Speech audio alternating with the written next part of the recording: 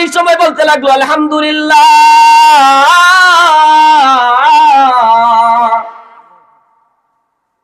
আলহামদুলিল্লাহি রাব্বিল আলামিন। সমস্ত প্রশংসা কার?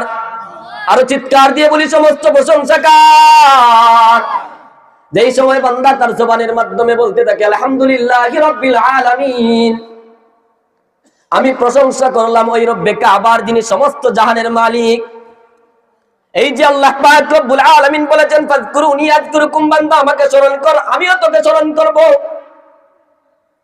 বান্দা শুধুমাত্র আলহামদুলিল্লাহি রাব্বিল আলামিন বলল, সাথে সাথে আল্লাহ পাক রব্বুল আলামিন আরশের মধ্যে থেকে বলতে থাকেন হামিদানি আবদি, হামিদানি আবদি, আমার বান্দা আমার প্রশংসা করেছে, আমার বান্দা আমার প্রশংসা করেছে।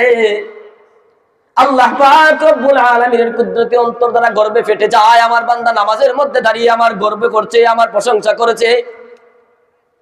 আর রহমানির রহিম, পরম করুণাময় অসীম দয়ালু একমাত্র কে? আরো জোরে জোরে বলেন কে?